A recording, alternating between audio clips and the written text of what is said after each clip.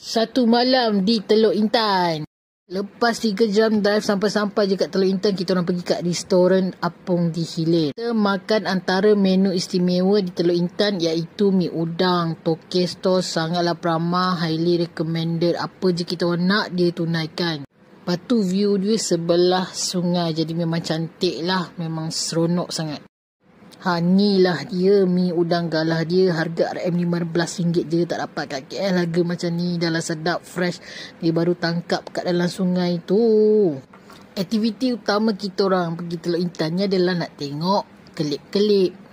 Tapi kami adalah buat tempahan dengan River Cruise Teluk Intan Perak.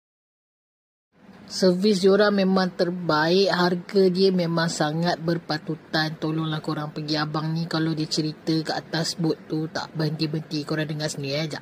Adalah kelip-kelip. Okey, sebenarnya nak tahu dia jandat atau betina, macam saya cakap tadi, yang pertama melalui cahaya. Inilah abang bot tu memang sangat-sangat bersemangat. Jarang jumpa orang macam ni. Boat trip ni lebih kurang nak dekat 2 jam lah. So saya sangat berbaloi dengan harga dia yang murah tu. Lepas tu dapat jalan dekat Sungai Perak dan tengok ini punya bangau tidur. Lepas habis boat trip, kita orang pergi jalan-jalan dekat kawasan Menara Condong tu. Lepas tu pergilah pasar-pasar yang ada, tengoklah apa-apa pertunjukan event yang ada, beli belah, makan. Ya, quite fun. Untuk pergi Teluk Intan malam tu macam-macam kita orang boleh buat. Dan vibe dia memang sangat best. Okay.